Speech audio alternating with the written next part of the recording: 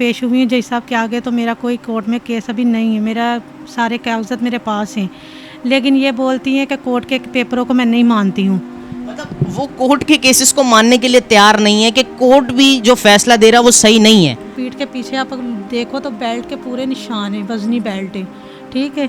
अभी परसों उसने मुझे मनाया कि तुम मानो तुमने चोरी की है, मैंने उसको बोला है कि मैंने चोरी नहीं की, लेकिन वो फिर भी कह रही मेरे साथ चलो। मेरी सास ने बोला भाई उसका मियाँ घर पे नहीं है तो ऐसे नहीं जा सकती हैं।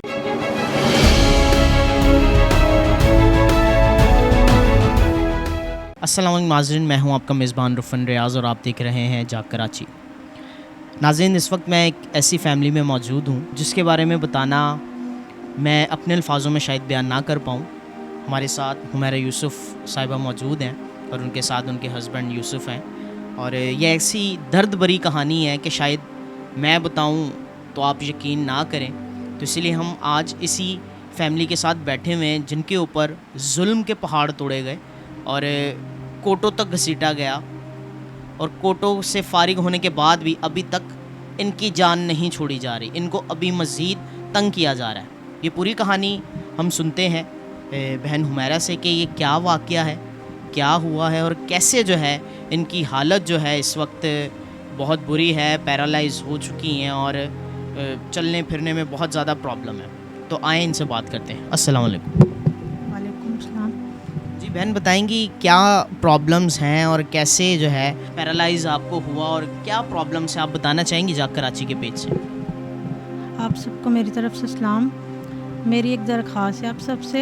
मैं पैरालाइज थी नहीं, मैं बहुत अच्छे घराने की लड़की थी, लेकिन मैं एक जगह पे जॉब कर रही थी और मेरी मैडम का नाम है मिस हबीबुल्ला तमीना मैडम।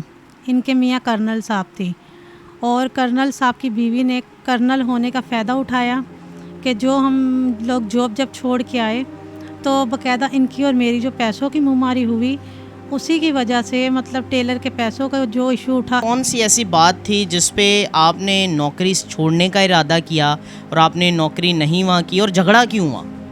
झगड़ा मेरा यही हुआ था कि मेरे जो टेलर साहब थे उन्होंने अपने पैसे मांगे थे, तो मेरी मैडम को मैंने बोला था कि कम से कम उनकी बीवी बीमार है, आप उनको थोड़े बहुत पैसे दे दें।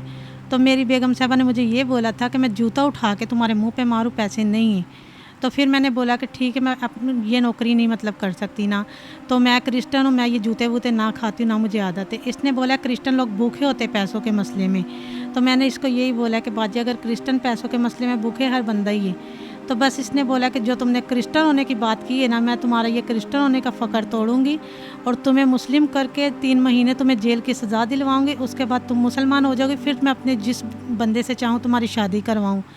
तो ये कौन सा इंसाफ है मेरे लिए कि मैं आज एक घर पे अगर जॉब करके आ रही हूँ, तो ये मेरा कोई इंसाफ है कि मेरी ज़िंदगी तबाह कर रही है। मेरे 2 बच्चे हैं, मैंने ये नहीं था इसको बोला कि मेरी ये ज़िंदगी औरत तबाह करे, इसने मेरी पूरी ज़िंदगी बर्बाद कर दी। अभी मैं आज पैरालाइज हूँ, मैं इसकी वजह से हूँ, और ये ऊपर मेरे घर पे बंदे उल्टे सीधे बंदे भिजवा रही है, कोई एक तरह का बंदा मेरे घर पे नहीं आ रहा। तो आप ये बताना चाहेंगी ये वाक़या किस महीने में हुआ, और इसमें हमें जहाँ तक इन्फॉर्मेशन मिली है यहाँ पे कोई कोर्ट केस भी फ़ाइल किया गया था, तो उसके बारे में कुछ हमारे नाजरीन को बताना चाहें कि कोर्ट केस किस तरह जो है ये प्रोसीड हुआ और आगे क्या मामला थे सारे? तीसरे महीने की एंड की डेट थी, शायद 22 या 23 तारीख थी। तो मेरे घर पे मैं सोई हुई थी कपड़े धो के, मेरे गुर्दों का प्रॉब्लम था। मेरे घर पे पुलिस आई है, पुलिस वालों ने मेरे घर की सारी तलाशी ली है, मेरे घर से कुछ बरामद नहीं है। फिर भी इसने मुझे थाने तक घसीटा, मैं थाने में भी गई हूँ, वहाँ पे हर एक बंदे ने मेरे से पूछगिछ की है। मैंने बोला मैंने चोरी नहीं की, इसने उल्टा मुझे बोला है कि नहीं चोरी बोलो सफजली ने की है, वो मेरे साथ ड्राइवर था। यहाँ किसी और बंदे पे इल्ज़ाम दो, मुझे मासी ला के दो। उज़मा नाम की मासी थी, वो मेरे से 1 महीना पहले यहाँ से काम छोड़ के चली गई हैं, तो इन्होंने बोला जी या मासी लेके आओ या सफजली पे नाम लगा दो तो फिर तुम्हें छोड़ेंगे। तो मैंने फिर उन्हीं दिनों में मैं घर पे अपनी अम्मी के थी, तो मेरे अटैक हुआ है। तो अटैक होने के बाद मेरा केस जो है ना कोर्ट ने ख़त्म कर दिया है, मेरे से कुछ बरामद नहीं। तो आपको ये जो अटैक हुआ उसका कोई प्रूफ भी है आपके पास या वैसे ही है? मेरे ये सारे पेपर मौजूद है, लेकिन हमारी मैडम साहबा कहती हैं कि ये सब कुछ झूठ है, ये पैसों से पेपर बनते हैं। तो मैं तो कहती हूँ अल्लाह करे कि हमारी मैडम को ये हो तो इनको पता चले ये पैसों से बीमारी आती हैं या इंसान को लगती हैं। नाज़रीन, बहुत ही अहम गुफ्तगू चल रही है जिसमें हम आपसे वो फ़ाइल वो डॉक्यूमेंट्स दिखाना चाहते हैं जो अभी ये हमारे साथ शेयर करेंगे और हम अपने कैमरा की स्क्रीन से आपको दिखाना चाहते हैं। इन्होंने कहा जी ये ड्रामेबाजी है, ये पैसे दे के बन जाते हैं।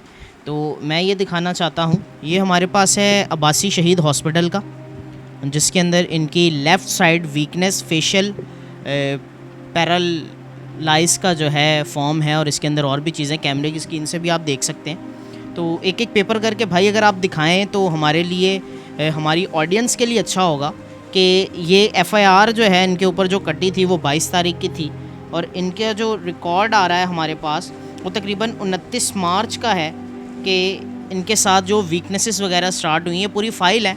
तो आप लोग को दिखाने का मकसद सिर्फ जाग कराची के पेज से ये है कि इनका जो इशू है वो सॉल्व हो सके।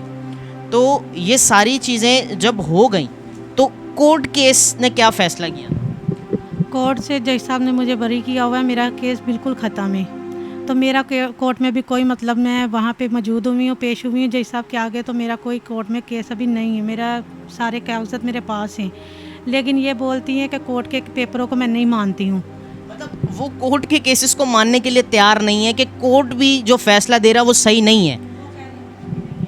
तो अब कोर्ट ने आपको जब बरी ज़िम्मा कर दिया, अब करंट सिचुएशन क्या है और क्या प्रॉब्लम आपको फेस करनी पड़ रही है? अभी हमारे घर पे अलग अलग तरह से पुलिस वाले आ रहे हैं, और कुछ दिन पहले अभी मैं मतलब यहाँ से अपने मेके से गई थी, तो मेरी सास जो है ना वो घर पे ही थी, नहा रही थी। तो फिर भी मैं चल फिर नहीं थी सकती, मैंने फिर भी अपने बेटे को बोला कि दरवाज़ा खोल के पूछो कौन है।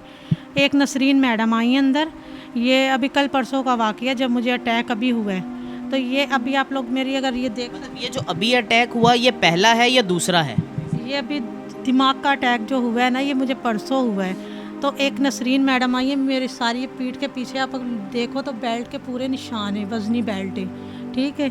अभी परसों उसने मुझे मनाया कि तुम मानो तुमने चोरी की है, मैंने उसको बोला है कि मैंने चोरी नहीं की, लेकिन वो फिर भी कह रही मेरे साथ चलो। मेरी सास ने बोला भाई उसका मियाँ घर पे नहीं है तो ऐसे नहीं जा सकती हैं।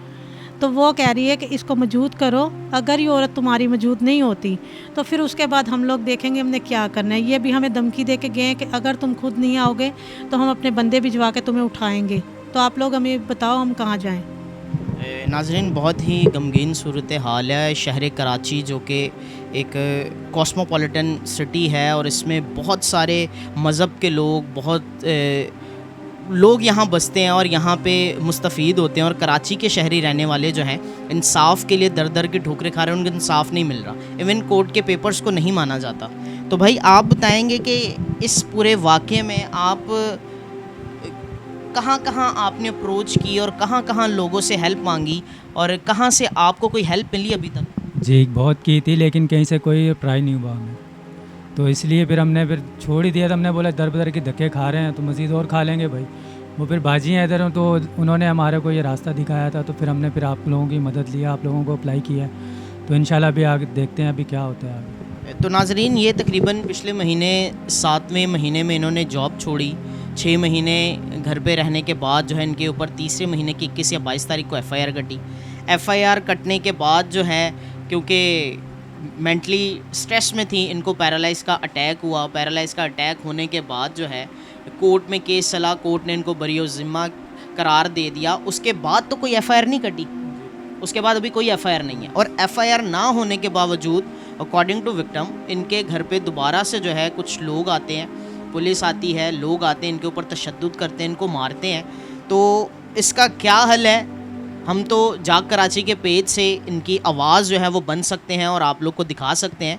अगर कोई हमारे इस पेज से इनको देख रहा हो और इनकी मदद करना चाहता हो, चाहे वो कानूनी तरीक़ेकार हो या किसी भी तरीके से इनको प्रोटेक्शन दे सके, तो वो ज़रूर जाग कराची से रब्ता करे। और ये फैमिली है आपकी सपोर्ट की, आपकी मदद की मुस्तहक है, ताकि इनको जो है इंसाफ भी मिले और इनकी जान भी जो है ऐसे लोगों से जो है वो छूट सके। इसके साथ हमारे साथ ह्यूमन राइट के डिफेंडर जो है मौजूद हैं, डॉक्टर साइबर माइकल और उसके साथ सर नवीद खान। तो आए इनसे बात करते हैं कि क्या समझते हैं पूरा केस जो इन्होंने अपनी कानों से सुना, तो इसके बारे में ये क्या कहते हैं। अस्सलाम वालेकुम सर। जी वालेकुम सलाम। अच्छा जी, सबसे पहले तो आपकी जाग कराची की जो टीम है उसको हमारी तरफ से सलाम, और जाग कराची की टीम को अप्रिशिएट करता हूँ कि ये मामला कुछ दिन पहले हमारे नॉलेज में आया और हमने जाग कराची से रिक्वेस्ट की, इनके रिपोर्टर्स ने और सब ने मिल के ये बीड़ा उठाया कि हम एटलीस्ट इनके हक़ के लिए आवाज़ उठाते हैं। आपने सब ने ये केस सुना है। As a human rights defender मेरे नज़दीक ये मसला किसी भी जो कमज़ोर तबका है उसकी दाद रेसी ना होने का है।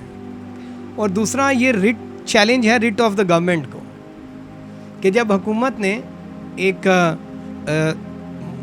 ऑनरेबल कोर्ट ने इन्हें बरी करार दिया, उसके बावजूद वो लोग दंदनाते फिर रहे हैं। और किसी भी थाने के अफराद हों, मैंने भी इनसे ज़ाती तौर पे गुफ्तगू की है, और गिजरी थाना है, दरख्शा थाना है, हालांकि जो केस फाइल हुआ वो डिफेंस थाने का है, वो लोग कैसे आ जाते हैं, क्यों आ जाते हैं और किसको खुश करने के लिए आ जाते हैं, और क्या इस मुल्क में कोई देखने वाला भी है कि नहीं।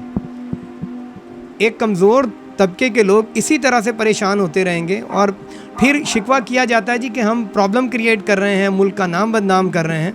लेकिन आपने सुना कि खातून ने कहा कि उसे ये कहा जा रहा है कि उसे ज़बरदस्ती मज़हब भी तब्दील करवाया जा सकता है और उसकी शादी भी करवाई जाएगी। तो हम बुनियादी तौर पे कभी कभी मीडिया पर और NGOs के लोगों पर तनकीद की जाती है कि जी आप ऐसे वाक़यात को सामने लाते हैं और मुल्क की बदनामी करते हैं। वो रियासती इदारे जिनकी ज़िम्मेदारी है कमज़ोर लोगों को तहफ़्फ़ुज़ फ़राहम करना, वो आइनी तौर पर ज़िम्मेदार हैं, और आइन से रूगर्दानी जो है वो गद्दारी है। वो लोग जो अपनी ज़िम्मेदारियों से इनहराफ करते हैं, क्या वो इसके ज़िम्मेदार नहीं हैं? तो बुनियादी तौर पे हमें ये चीज़ देखने की ज़रूरत है कि इनको एहसास तहफ़्फ़ुज़ देना है। ख़ास तौर पे जब माइनॉरिटी की बात होती है तो वहाँ कमज़ोर तबक़ात की प्रोटेक्शन की ज़िम्मेदारी रियासत की ज़्यादा है। और यहाँ हम ये देखते हैं कि मुबैना तौर पर कुछ पुलिस के लोगों की शायद इनको तंग करने में शामिल हैं। तो यकीनी तौर पे इसको रुकना चाहिए। दूसरे नंबर पे बतौर समाजी कारकुन मैं ये समझता हूँ कि इनकी ज़ाहिर है जब से ये इस मसले में फंसे हैं उसके बाद से इनके पास कोई कारोबार नहीं है, इनके शोहर कारपेंटर हैं, कोई मुस्तकिल जॉब नहीं है, या दर दर की ठोकरें खा रहे हैं। तो इनके लिए डेफ़िनेटली इनके लिए कारोबार का इंतज़ाम या फ़ौरी मदद का इंतज़ाम डेफ़िनेटली बहुत ज़रूरी है। और वो भी पहले तो रियासती इदारों की ज़िम्मेदारी बनती है, उसके बाद फिर जो भी मुखय्यर हज़रात या मुख्तलिफ़ इदारे जो हैं वो अपना किरदार अदा कर सकें। और इस वक्त ज़ाहिर है इन्हें सबसे ज़्यादा ज़रूरी जो है वो एहसास तहफ़्फ़ुज़ दरकार है, और वो एहसास तहफ़्फ़ुज़ जो है मुहैया करना रियासती इदारों की ज़िम्मेदारी है। हमारी ये कोशिश होगी कि जो मुतल्लिका रियासती इदारे हैं हाईएस्ट लेवल पर, वहाँ उस मामले को उठाएं और उस खातून को भी तलब किया जाए, उससे बाज़पुर्स की जाए और पूछा जाए कि वो क्यों इस तरह से इस कमज़ोर ख़ानदान को तंग कर रहे हैं। हमारे साथ इस वक्त मौजूद हैं human right defender mister Naveed Khan. Sir, आप क्या समझते हैं इस पूरे केस को लेकर कि इसमें किसकी गलती है और किस तरह जो है इस फैमिली को इंसाफ मिल सकता है और कैसे इनकी जान छूट सकती है? सबसे पहले मैं जाग कराची की टीम का दिली तौर पर उनका शुक्रगुजार हूँ कि उन्होंने ये बेड़ा उठाया हुआ है कि जिनकी आवाज़ कोई नहीं उठाता, जिनकी आवाज़ कोई नहीं बनता, तो जाग कराची की टीम जो है अपना टाइम निकाल करके वहाँ पहुँचते हैं। अगर मैं बात करूँ इस बहन की, तो जब इस बहन से हमने बातचीत की तो बड़े अफसोस और दुख के साथ ये कहना पड़ रहा है कि अभी वो अपनी आवाज़ काफ़ी अरसे से, काफ़ी महीनों से उठा ली, लेकिन कोई उनकी आवाज़ सुनने वाला नहीं है। नहायत अफसोस की बात है कि हमारे इस कराची शहर में जो मेट्रोपॉलिटन सिटी है, अगर किसी बड़े आदमी का कोई कुत्ता भी मर जाता है तो उसके लिए भी हमारी जो गवर्नमेंट है या हमारे जो इदारे हैं वो उसको नोटिस ले लेते हैं। लेकिन ये हमारी बहन जो है ये पिस रही है, इतने इसके ऊपर ये सख्तियाँ बरती गई काफ़ी महीनों से, लेकिन कभी अभी तक किसी ने इनकी आवाज़ को उठाया नहीं, कोई इनका साथी नहीं बना, कोई इनका हमदर्द नहीं बना कि इनके साथ ज़्यादती की जा रही है। अभी भी उन्होंने बताया कुछ देर पहले कि अभी हमने एक दफ़ा फिर 5 दिन पहले उनसे माफ़ी तलब की है, गलती भी कोई नहीं है, लेकिन उनसे माफ़ी मांगी है कि अभी जान छोड़ दें। और उस मेरी बहन ने वापस जवाब दिया कि अभी जब आप ठीक हो जाओगी तो मैं आपको 3 महीने सज़ा भी दिलवाऊंगी, और ना सिर्फ सज़ा दिलवाऊंगी बल्कि आपको मुसलमान करके आपकी शादी भी एक मुस्लिम बंदे से करवाऊंगी। वो कितने अपने मुसम्मम इरादे के साथ अपना एक प्री प्लान लेकर चल रही है। 80 साला बहन ने बताया वो खातून है, उसका हस्बैंड जो साबका कर्नल था वो वफ़ात पा चुका है। लेकिन मैं आज इस जाग कराची के प्लेटफॉर्म से बताना चाहता हूँ कि ऐसे बहुत सारे लोग जो कि कर्नल या और इस तरह के जिनके साथ टैग्स लगे हुए हैं उनको मिसयूज़ करते हैं और वो उसका फ़ायदा उठा रही है। मैं समझता हूँ हमारे बहुत सारे नौजवानों से मैंने पूछा कि इस बहन के केस, उन्होंने बोला नहीं यार हम तो बात ही नहीं करेंगे, वो कर्नल साहब का घर काम करती थी तो कर्नल साहब ऐसा कर देंगे वैसा कर देंगे। कर्नल साहब की वो बीवी हैं तो उनके साथ ये इनका फड्डा चल रहा है। तो मैं ये आप नाजरीन तक ये बात पहुंचाना चाहता हूँ कि कर्नल साहब वफात पा चुके हैं। ये उनकी जो वाइफ है ये 80 साल खातून है और वो इनको प्रेशराइज़ कर रही हैं। हमें ये काम करती थी, उन्होंने काम छोड़ दिया, लेकिन ज़बरदस्ती इन पे इल्ज़ाम लगा रही हैं। और आगे जो मेरी बहन ने ख़ुद बताया कि वो चाहती हैं कि मैं इसको मुसलमान करूँगी और फिर शादी भी करूँगी। तो मेरी रिक्वेस्ट है हुकूमती इदारों से, अपने जो हमारे माइनॉरिटी के जो MPA MNAs हैं और इसके अलावा हुकूमत पाकिस्तान, वज़ीर-ए-आला सिंध, वज़ीर-ए-आज़म पाकिस्तान से, कि वो भी अगर उन तक ये आवाज़ जाती है तो प्लीज़ इस केस को देखें। आने वाली कल ये कोई नई मुसीबत खड़ी ना हो जाए। अभी ये बहन बेचारी कभी वहाँ छुपती फिरती है, कभी उधर, एक पैरालाइज है, किस हाल में वो इसको यहाँ लेके आए हम समझते हैं, हमने देखा है। और वो बहुत मुश्किल का इस वक्त शिकार है। मतलब ना उनके पास जॉब है, जॉब छूट चुकी है, छोटे बच्चे हैं उनके साथ, हस्बैंड है उनका, और वो अपने घर भी नहीं रुक सकती। अब इस मुश्किल दौर में कौन उनको खिलाएगा, कौन उनको पिलाएगा और कौन उनका जो है वो वाली वारिस होगा। तो बराए मेहरबानी उस खातून को जो है वो राब्ते में लाया जाए। हुकूमत पाकिस्तान और जो हमारे सिक्योरिटी इदारे हैं उनसे रिक्वेस्ट है कि वो उस खातून तक पहुँचे और उससे पूछे वो किस चीज़ का बदला जो है इस मेरी बहन से लेना चाह रही है, वो इसकी जान छोड़े, और ताकि ये इज़्ज़त के साथ पहले तो इस मेरी बहन का इलाज करवाएं और फिर अपनी इज़्ज़त के साथ इस शहर में अपनी ज़िंदगी को बसर कर सके। मैं ये समझता हूँ इस बहन को की जान को भी ख़तरा है और इस वक्त वो बहुत परेशानी के आलम में है। तो मेरी रिक्वेस्ट है जाग कराची की टीम से भी इस वीडियो को जितना वायरल हो सकता है वो करें, और जो लोग इनकी मदद किसी भी सूरत कर सकते हैं कानूनी तौर पर या उस अप्रोच कर सकते हैं उस खातून को, बराए मेहरबानी उन तक पहुँचे ताकि इस मेरी बहन को तहफ़्फ़ुज़ मिल जाए और ये अच्छे तरीके से अपनी ज़िंदगी को दोबारा शुरू कर सके। नाज़रीन, मैं आपको इस पूरी वीडियो के सारी चीज़ों के बारे में सिर्फ इतना बताना चाहूँगा कि देखिए, पाकिस्तान में रहने वाली तमाम माइनॉरिटीज़, चाहे वो हिंदू हों, चाहे वो सिख हों, चाहे वो मसीही हों, चाहे वो कोई भी हो, हुकूमत पाकिस्तान जो है उनको मुकम्मल तहफ़्फ़ुज़ फ़राहम करने का कॉन्स्टिट्यूशन रखती है कि वो उनको तहफ़्फ़ुज़ फ़राहम करेगी। और रही बात, कुछ ऐसे शिद्दत पसंद अनासिर हैं जो सिर्फ़ रिलीजन की आड़ में जो है लोगों को प्रेशराइज़ करते हैं, तंग करते हैं और उनकी वजह से दूसरे रिलीजन भी जो हैं बदनाम होते हैं। तो मेरी तमाम देखने वाले नाज़रीन से यही गुजारिश है कि प्लीज़ आप कोई भी इस मुतासरा फ़ैमिली की मदद अगर कर सकता है तो ज़रूर हमसे कांटेक्ट करें और इस फैमिली से मिले और इनके जो भी प्रॉब्लम्स हैं, जो भी इश्यूज़ हैं, उनको सॉल्व करने में इनकी मदद करें ताकि अपनी ज़िंदगी आराम से गुजार सकें। Thank you.